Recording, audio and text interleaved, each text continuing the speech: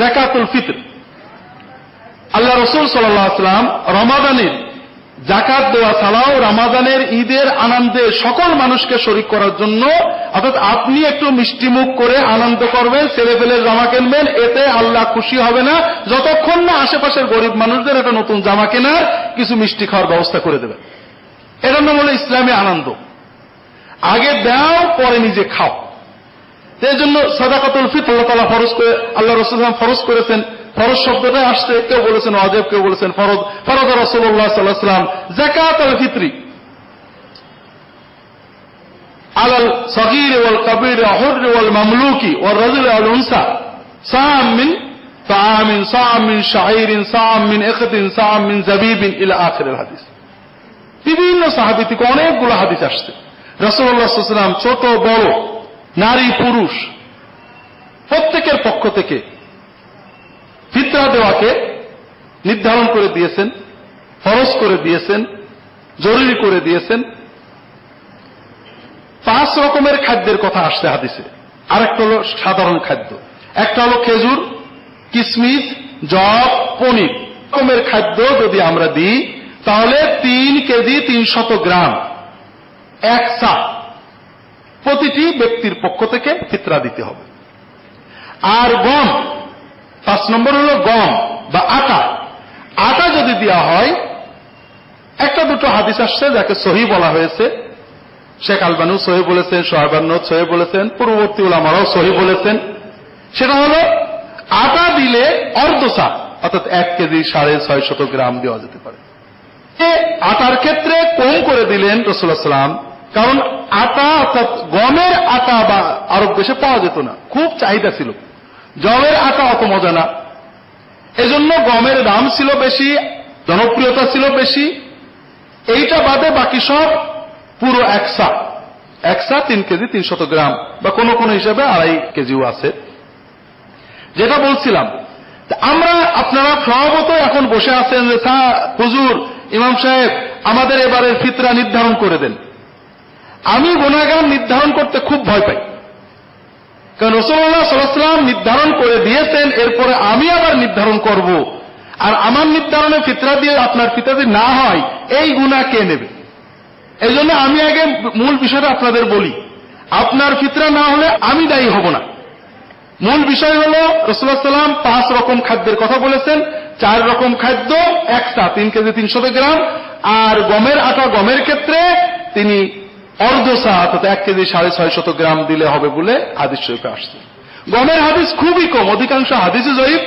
একটা দুটো হাদিসকে মোটামুটি সহিহ বলেছেন উলামায়ে কেরাম। দ্বিতীয় হলো আরেকটা হচ্ছে তাআম, খাদ্য দেওয়ার কথা আসছে। আমাদের দেশে আমরা সবসময় যুগ যুগ ধরে গমের আটা দিয়ে যাকাত দিয়ে ফিতরা দিয়ে থাকি। কেন? আমাদের দেশে গম প্রধান খাদ্য না, গম প্রিয় খাদ্য না, গম মূল খাদ্য না। তাহলে আমরা এই কাজটা কেন করবে? তাহলে আমরা গম দিয়ে ফিতরা কেন দেব? আমার কাছে মনে হয়, কিছু মনে করেন না, গরিবদেরকে ফাঁকি দেওয়ার জন্য কম হয়। এই জন্য আমার অনুরোধ হলো প্রত্যেকে যার যার সাধ্য মতো। আমি নির্ধারণের কথা বলছি না, আটা দিলে হবে না তাও বলছি না, আটা দিলে অর্ধ কেজি দিলে হবে, এটা হাদিসে আসছে। কিন্তু আম ভাবে না। আমাদের দেশের প্রধান খাদ্য আটা নয়, মূল্য বেশি আটার নয়। এজন্য যারা পারবেন তারা খেজুর দেবেন। সাহাবায়ে কেরাম খেজুর দিতে খুব পছন্দ করতেন। আপনি 3 কেজি 300 গ্রাম, 100 টাকার খেজুর, 200 টাকা বিভিন্ন আছে। আপনি যে ধরনের খেজুর খেতে পছন্দ করেন, আপনার তৌফিকে যেটা হয় ওই রকম খেজুর আপনি 3 কেজি 300 গ্রামের দাম দিয়ে দেবেন। 330 টাকা হতে পারে, 100 টাকা করে হলে, 200 টাকা করে 660 টাকা হতে পারে। এটা আপনি এক একজন, আপনাদের অনেকেরই তৌফিক আছে, পারবেন। যারা পারবেন না, জব, কিশমিশ এগুলো দেবেন। যাদের আবার এমন অনেক মানুষ আছে খুব কষ্ট করেই ফিতরা দিতে হয়, আপনারা আশা করি যদি আটার দামে দেন হয়তো হয়ে যেতে পারে ইনশাআল্লাহ। এটা আপনার আর আপনার মালিকের মাঝখানে। আমি মাল চাই না, আমি নিজের গুনাহ নিয়েই বাঁচি না। আবার আপনাদের ঢালাও বলে দেবো 55 টাকা ফিতরা দিয়ে দেবেন। এরপরে আল্লাহ যদি কিয়ামতের দিন ধরে তোমার এখানে বড় লোক ছিল অমুক অমুক অমুক অমুক, তারা ইচ্ছা করলে 3 কেজি 5 কেজি খেজুর দিতে পারতো, তুমি কেন 60 টাকা বলছিলে? আমি কি বলবো ভাই? কাজেই আমি নির্ধারণ করে দিচ্ছি না, রাসূলুল্লাহ সাল্লাল্লাহু আলাইহি ওয়াসাল্লাম যেটা নির্ধারণ করেন সেটা আপনাদের বলছি। যদি আটা দিয়ে কেউ দেয় তাহলে আটার দাম বিভিন্ন রকম আছে, 30 টাকা 32 টাকা বিভিন্ন দাম আছে।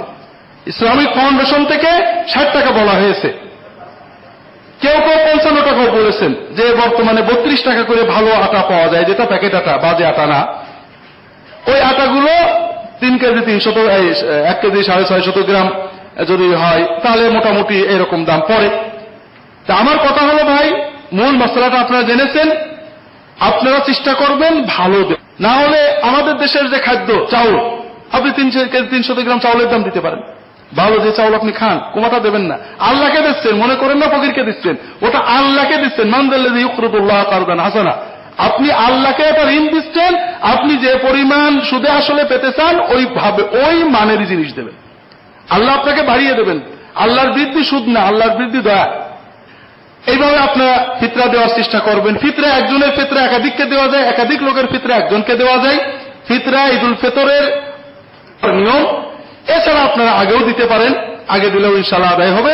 যতটুকু আগে, অল্প আগে, বেশি আগে দিলে ঈদের আনন্দ হয় না। গরিব মানুষেরা বেশি আগে দিলে খরচ করে ফেলে, ঈদের দিনে ঠিকই বাচ্চাগুলো মাহরুম হয়।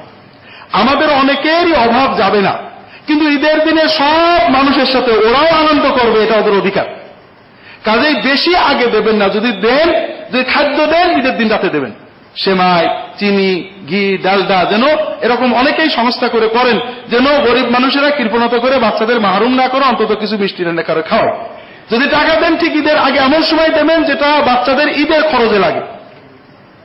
বাকি মাসালা আপনারা আলেমদের থেকে জেনে নেবেন। আমরা ইনশাআল্লাহ আজকে একটু দেরি হয়ে গেছে, আমি 2-1 মিনিট শেষ করে দেবো ইনশাআল্লাহ।